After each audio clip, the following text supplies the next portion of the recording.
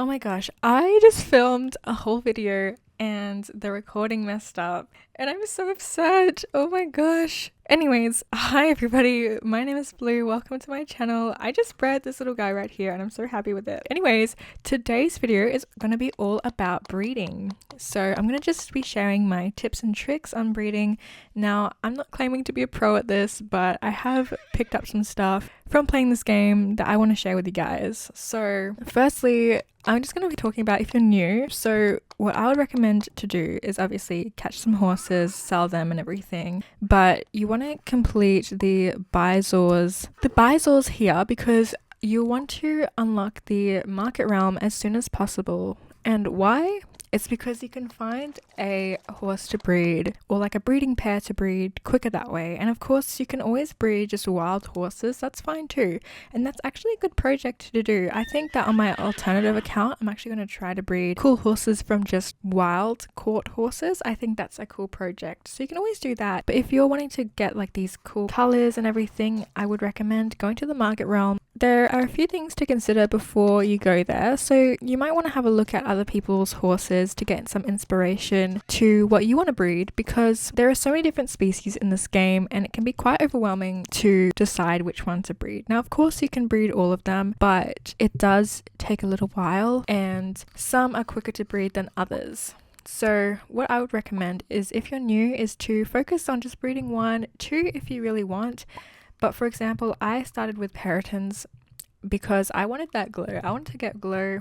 Well, obviously I didn't start with Peritons because I hadn't unlocked them yet. But I did start with horses, but I then quickly moved on to buying a Periton in the market realm and then breeding it into my own cool colors and stuff. There are a few things to consider. So some of these species have a higher gestation time than others. So for example, the Peritons and the Fays, they have a pretty high gestation time. It's around 23 hours, I believe, whereas the Kelpies have a little bit less, and the unicorns I think have around like 10 hours. So that's something to consider because the higher gestation time uses more of your resources and takes longer to wait for them. So if that's something you're fine with, then you can breed whatever you want. But if you want to breed quicker, then that's something to keep in mind. Obviously, you can always just breed pretty horses and they take only around 4 hours gestation time. And obviously, the more the fertility score goes up, the quicker that the gestation time will get. Another thing to keep in mind when you're going to be breeding is the size that you want. So obviously, the draft size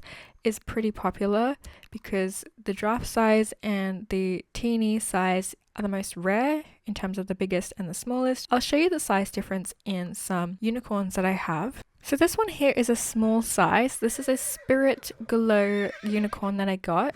This one I got from the wild, and this is a big size. Stand up, please. And as you can see, you can also see the different patterns that they have here, which is really cool, and the different horns too. And then this one is a draft size one, and this one I was able to breed from a unicorn that I bought from the market realm. But I'm wanting to use this wild one that I caught to breed this pattern into my unicorns as well, because this one's really cool. I'd love to make it like colorful and everything. But these are like the size differences. You get smaller ones than this too. And obviously the different species will have a different size. So this is a draft Kelpie here, and I can show you the size difference. If I grab out my draft Fae, these guys are really tall. So you can just see that the size difference as well in the different species. They made these guys massive. Look at this. Look at those guys. They're massive. And then I'll show you my gargoyle as well. So this guy is pretty big as well, but it's like wider, I guess. Still really tall. So a lot of people like these draft ones. The smallest one that you can get is probably a teeny pony here. I'll show you the difference. You guys might want to breed these ones. They're so cute. Look, it can literally fit under this one. So these are the smallest horses that you can get in this game. You can breed the sizes and like slowly move your way up. For example, if you have like a normal size here, you can always like breed this with a huge size, and then you'll be able to get a big size, maybe even a huge size, and you can breed that huge size with a draft, and then maybe you can get up to the draft size that way. It's better to just stick to the same size if you're trying to breed, because it's way easier that way. So if you go into the market realm and you're looking for a breeding couple, make sure you keep the size in mind. And if you're wanting to just breed draft, just focus on trying to find draft sizes. And then obviously the color, like for example, this has a white base here and this has a black base. Also keep that in mind, because if you start breeding the whites with the black, it will just turn into gray, and then gray is probably the least sought after color. So just keep that in mind as well. There's so many different things, but especially those base colors if you're wanting to get these pops of color, which are very popular. So I'm just going to take you to the market realm now that you've decided on what species you want to breed. If you're still not sure, that's okay. You can always just get a whole ton of different species, and then you will be able to decide which ones you like. From there, there's no harm in doing it. There's no wrong way to play the game, but like I said, it is a bit easier to focus on one thing at a time to stop you from getting overwhelmed. But you can see, you can go over here. Oh, that's really pretty. But yeah, so you can go ahead and inspect these. You might just be looking for a draft size face. So you see that's not a draft size. Keep looking and checking out other stalls. So you can have a look. This one's a glow pattern, sorry. And make sure as well, if you're trying to breed specific colors and you are coming to the market realm to get that breeding pair, please make sure you do get a male and a female, because you might find two that you really like, but they're two males, and then you're like, oh, I can't breed them. Now you can go ahead and use the gender swap potion here. It allows you to swap a horse gender. You can use that if you really need. So that is there. It is 199 Robux in the items here. Now another thing that I want to mention is these glow kelpies and glow fays. They're very popular, but getting the glows in those horses are very hard, especially the fays. They've made the fays super hard. Now the easiest way to get the glows into these horses is by mass producing and by using the potions, the trait boost potions here. If you use this on a glow that you have, it will increase the chance of you passing that trait on to the foal. And what I'd recommend is investing in getting a double glow kelpie or fay in order to breed into your regular kelpies to increase that chance. Now you can always breed a glow, let's say periton, with a kelpie, and it might give you a glow as well. You can do it that way. I did invest in this triple glow fay here in order to breed into my fays, because breeding the same species is easier, because if you breed a fay with, let's say, maybe a periton and you're trying to get a glow fay, it will sometimes give you peritons and it just takes longer to do it that way. So I invested in this, and this has a double glow paint and a glow pattern. But if I were to breed this with my other glow fay, it will give me a higher chance of getting a glow and using that trait boost potion in both of those horses. So yeah, this cost me like 75k, but it is worth it. And now you can see that this doesn't really look like a triple glow. It's not that, it's a bit underwhelming for a triple glow, but I bought it because I knew that it had those traits that I could pass on in my own breeding. I just want to mention another little tool that you can use to increase the chance of transferring traits onto your foals is by leveling up the bond trait here. So if you level up the fertility, it will decrease the gestation, but this bond skill will help to increase the chance of, wait, what does it say? It says increase paint, pattern, horn, and cosmetic breeding chance. So if you're wanting to, like, let's say mass produce these horses or just pass on like maybe certain traits and glow, then I recommend riding your horses and unlocking this skill, which does take 12 level ups in order to unlock that. So it can be on any of these 4 skills here until you're able to unlock that, and then you're able to just come in here and you can buy any of these. Good hose here will level up 500 XP, and I think that's the most that you can do, but I have a good soap here. You can have a look. Yes, that does 100 XP, but I would recommend going ahead and always using this good hose because it will take the quickest time to level up the horses. And I just also want to talk quickly about the color predict again. I talked about this in my last video, but I know you guys are a little bit disappointed in this new feature, but I think it can be useful for if you're just trying to like breed glows. As you can see, these kelpies here, the glow pattern shows up here in this pink area here, and this yellow area here is also the glow pattern. So you might be trying to get a cool color in there, and obviously you can go ahead and predict. So let's just say I breed that one, it's on cooldown, but I'll just show you, you can still predict those two, and you can see it showing me, it gives me a mango pattern, through those two colors, or it gives me the flamingo, which is in one of them already. It gives me mango again, but you can predict it through that way. But if you want to see an overview of all the colors, you can go ahead and go into the color predict, and the colors that the two of them have, you can see here is wilted and also here is flamingo. So if I go ahead into the journal and put those two colors in, we can look it up, flamingo and wilted.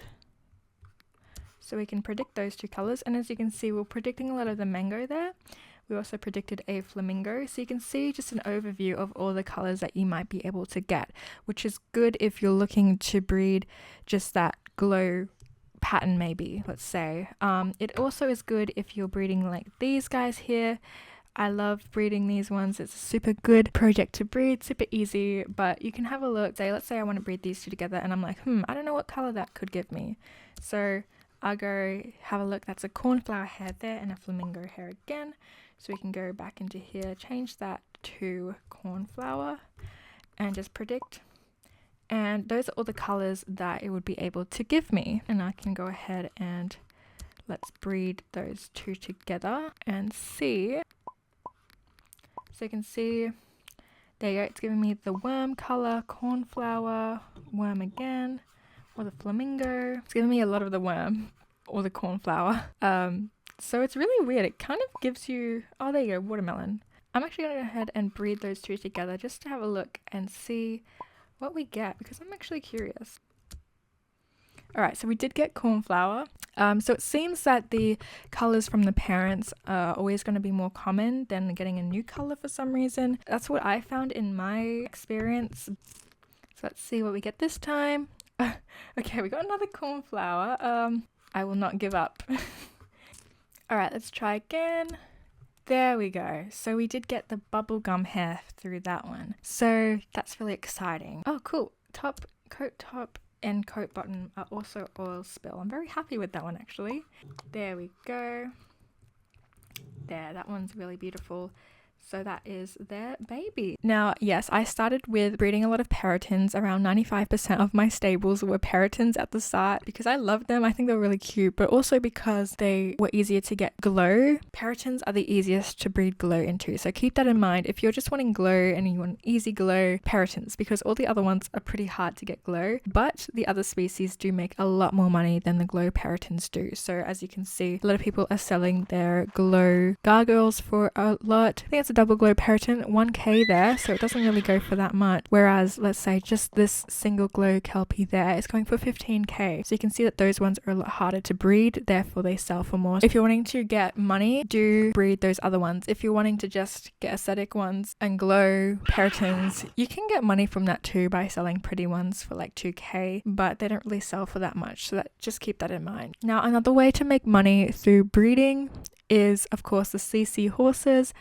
I usually make around 50k to 100k just from selling those guys if I'm like dedicated to it. So that's a really good way to make money as well. And with that, I usually just buy a breeding pair from the market realm already, and then I breed those two together and I keep breeding and I get high percentages and then I sell those. Another thing to mention is that you don't always have to just breed for aesthetics. You can also breed, like some of these horses, they have the other mutations here. That might be something that you want. You want to breed just ones with cool mutations. And the third way to get money through breeding is by looking at what's trending, because there's always a style that is trending. And right now, I'll show you what was trending like a couple weeks ago first. So what was trending was these. So these ones were trending when the Sakura wings came out, and everyone like wanted these because they look like the bundle ones. They're like, people love the brighter colors as well, but this sort of style, everyone wanted these, so I was able to make a bit of money from breeding these as well. But what's trending at the moment is actually, let me find it, these ones here. So these ones are quite trending, this style of having just this like blood. This one's kind of like a rose one, I guess, that looks like flowers in the hair, but there's these draft black base ones here. You can see a lot of people walking around sometimes if you hang around with these phase here. So I bought a breeding pair for like 5k each, so I spent 10k on a male and a female, and then I was able to breed my own ones and sold those ones for 10k each. You can kind of tell what the trends are, and then you can breed that. A lot of people like pink horses as well, so I was selling a lot of pink horses before. I've gotten rid of a lot of them now, but so usually I have like some like trending horses, I guess, to breed and get money, and then I have like my own projects as well and my own colors that I want. Because keep in mind, you can breed a whole ton of like cool patterns and stuff. For example, I used to just breed like the standard pink secure winged peritons, but now I've moved on to breeding more of these cool patterns and stuff. Let me unlock peritons. I just need you to buy something. It can be one. Oh yeah, I'm always down to help people. Hang on guys, we're doing a side quest here. But yeah, those are some tips that I have for you guys today. I hope that you did enjoy this video, and if you have any questions, feel free to leave them down below. Thank you all for being here. I really appreciate every single one of you, and I'll see you all in the next one. Bye!